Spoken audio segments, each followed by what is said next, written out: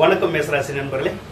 வரக்கூடிய புரட்டாசி மாசத்துல உங்களுக்கு எந்த மாதிரியான பலன்கள் கிடைக்க போகுது அப்படிங்கிறத இந்த வீடியோ பதிவு மூலம் நாம இப்ப பார்க்கலாம். உங்களுடைய ராசி அதிபதியே செவ்வாய் பகவான் பார்த்துக்கிட்டே இருக்கிறது பல விஷயங்கள்ல உங்களுக்கு நன்மையை கொடுக்குங்க. அதாவது இந்த மாசம் நீங்க அறிவுபூர்வமா சில விஷயங்களை செய்வீங்க. அதே மாதிரி திறம்பட எந்த ஒரு காரியத்தையும் செய்வீங்க. அதன் மூலமா அந்த காரியங்கள் உங்களுக்கு வெற்றி அடையும். ரொம்ப சிறப்பா இருக்கு.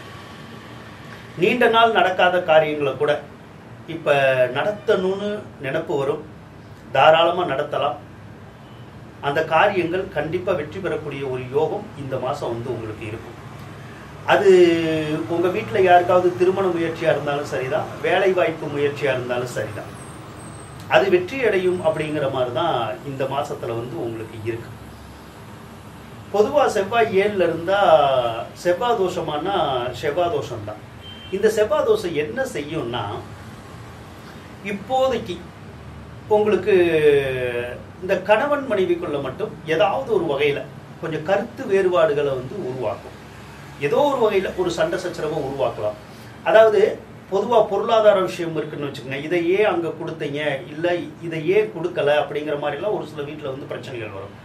இப்படி ஏதோ ஒரு தேவையில்லாத விஷயத்துக்காக கொஞ்சம் கருத்து வேறுபாடுகள் உருவாகும். ஒரு நாள் 2 நாள் கூட வாய் பேசாம இருக்கிறது கூட சந்தர்ப்பங்கள் கூட வரும். ஆனா இது ஒன்றும் பெரிய பாதிப்புகளை உங்களுக்கு கொடுத்துறாரு. ஏன் அது அப்படி செய்யுது அப்படின்னா, அது கொஞ்சம் கோபதாபத்தை கொடுக்கக்கூடிய கிரகம்.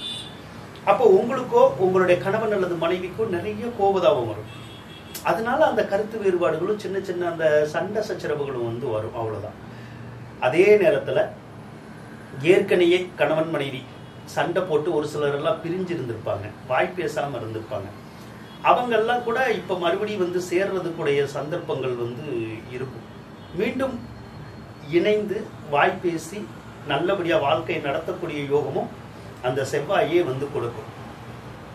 நீண்ட நாளா சிலர் மேரேஜ் பண்ணாம இருந்திருப்பாங்க. இப்ப மேரேஜுக்கான அந்த முயற்சிகள் எடுத்தா அந்த திருமண முயற்சிகள் வெற்றி தேடி தரும். ஒரு சிலருக்கு மட்டும் இந்த நண்பர்களுடன் கருத்து வேறுபாடுகள் ஏற்படும். அவ்வளவுதான். ஒரு சிலருக்கு புதுசா இந்த லவ் பண்ற மாதிரியான வாய்ப்புகள்லாம் கூட கிடைக்கும். அது ஒரு சிலருக்கு இந்த மேரேஜ் ஆனவங்களுக்கு தகாத உறவு முறைன்னு சொல்லுவோம். அந்த மாதிரிலாம் கூட ஏற்படக்கூடிய ஒரு அமைப்பும் இந்த மாசம் கொஞ்சம் இருக்கதான் செய்யுது. தனாதிபதியை பொறுத்தளவு சுக்கிர பகவான் தான். சுக்கிர பகவான் 5வது ராசியில தான் இருக்காரு. ஸோ தனாதிபதி நல்லா தான் இருக்காரு. அப்ப தனாதிபதி நல்லா இருக்கிற போது ஏதாவது ஒரு விஷயத்துல அந்த பொருளாதாரத்துல தன்னிறைவு ஏற்படக்கூடிய ஒரு அமைப்பு இருக்கும். அதாவது ஒரு சிலருக்கு அந்த காசு பணம் கிடைக்காது, தடங்கள் ஆகும். ஆனாலும் தொடர்ந்து முயற்சி பண்ற போது ஏதோ ஒரு வழியில உங்களுக்கு அது கிடைச்சிடும். அதே மாதிரி கடன் காட்சிகள் இருந்தாலும் அந்த கடன் காட்சிகள்லாம் அடையக்கூடிய ஒரு சந்தர்ப்பமும் இனிமேல் உங்களுக்கு கிடைக்குங்க. புரட்டாசி 24ஆம் தேதி சுக்கிர பகவான் 6வது ராசிக்கு போயிடுவார். 6வது ராசிக்கு போனாலும் உங்களுக்கு காசு பணம் எல்லாம் கிடைக்கும். என்ன கிடைக்கக்கூடிய காசு பணத்தை நம்மளால சேமிச்சு வைக்க முடியாது. அது செலவாகிக்கிட்டே இருக்கும். பார்த்துக்குங்க. அதே போல புரட்டாசி 24க்கு மேலேயே உங்க வீட்டில் இருக்க கொஞ்சம் எலக்ட்ரானிக் பொருள்கள் எல்லாம் இருக்குல்ல, அதெல்லாம் கொஞ்சம் பழுதுபடும்.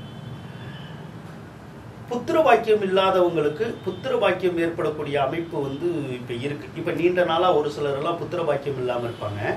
அதாவது குழந்தை பேர் இல்லாம இருப்பாங்க. அவங்களுக்கு இந்த மாசம் எல்லாம் அந்த குழந்தை பேர் ஏற்படுறதுக்குடைய ஒரு அமைப்புகள் இருக்கு.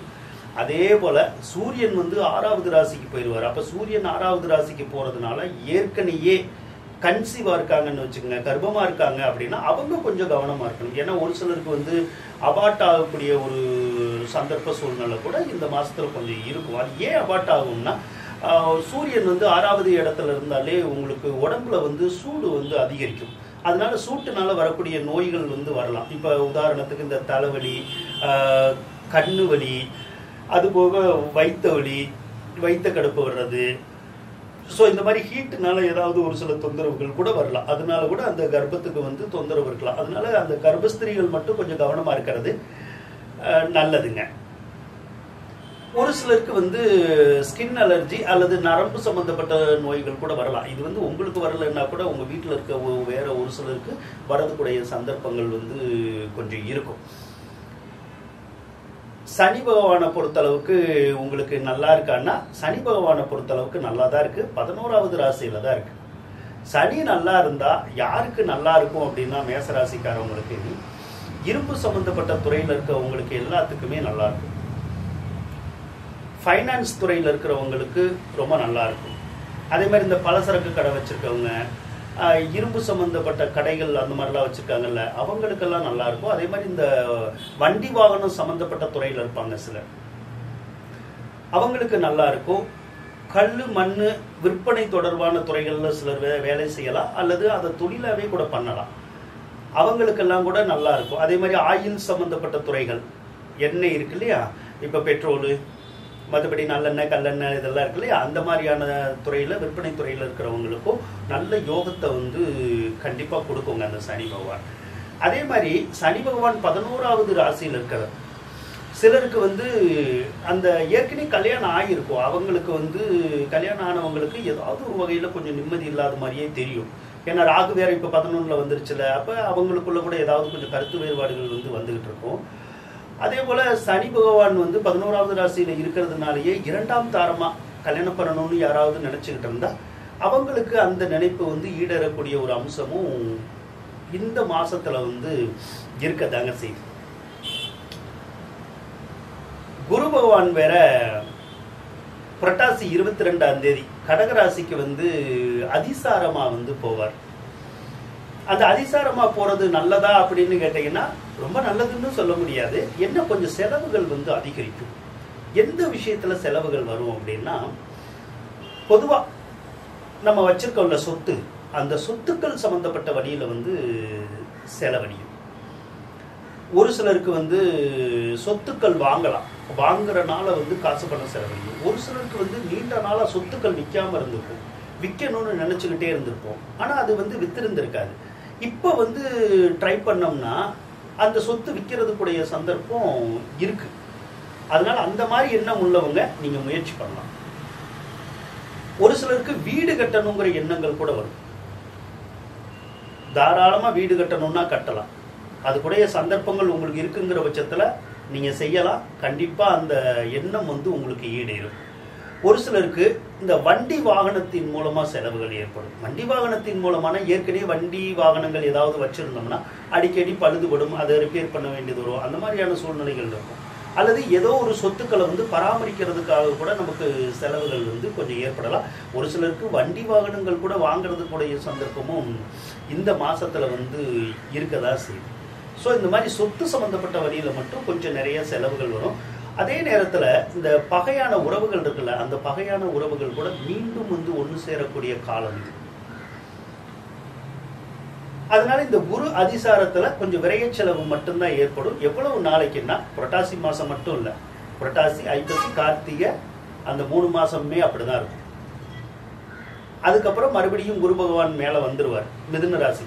அதுக்கப்புறம் அந்த செலவினங்கள் வந்து அவ்வளவா இருக்காது. மற்ற கிரகங்கள் எல்லாமே நல்லா தான் இருக்கு. இதுல என்ன அப்படின்னா, இந்த ராகு தசை நடக்காம இருக்கிறவங்களுக்கு மட்டும் ஒரு லெவலுக்கு, மேசராசிக்காரவங்களுக்கு கொஞ்சம் நல்லா தான் இருக்கும். ஆனா ராகு தசை நடக்குதுன்னா மட்டும் அவங்க மட்டும் ஏதோ ஒரு விஷயத்துல சிரமப்பட்டுக்கிட்டே தான் இருப்பாங்க. ஏன்னா அது வந்து அந்த திசையினுடைய கோளாறு, கோச்சார கிரகங்கள்னால வர்ற பாதிப்பு இல்லை அது. அப்ப அந்த ராகு திசைக்கான சில பரிகாரங்களை வந்து நம்ம செஞ்சாதான் ராகு திசை நடக்கிறவங்களுக்கு வந்து வாழ்க்கை வந்து ரொம்ப நல்லா இருக்கும். அப்ப பரிகாரங்கள் அப்படிங்கிற போது அதை இந்த வீடியோவில் நம்மளால சொல்ல முடியாது. கூடி சீக்கிரமே அந்த ராகு திசைக்குடைய வீடியோ போடுற மாதிரி ஐடியா இருக்கு. கூடி சீக்கிரம் விரைவிலேயே நான் போட போறேன்.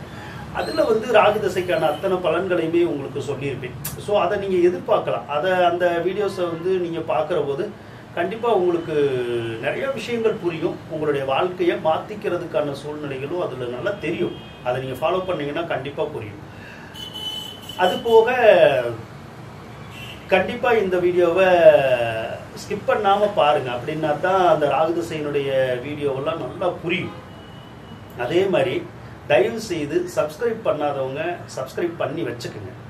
ஏன்னா அடுத்தடுத்து வீடியோ போடுற போது அந்த ராகுதசை வீடியோவெல்லாம் பல வீடியோ இருக்கும், ஒரு வீடியோ இருக்காது. அது வந்து கிட்டத்தட்ட ஒரு 10-15 வீடியோ கிட்ட வரும்.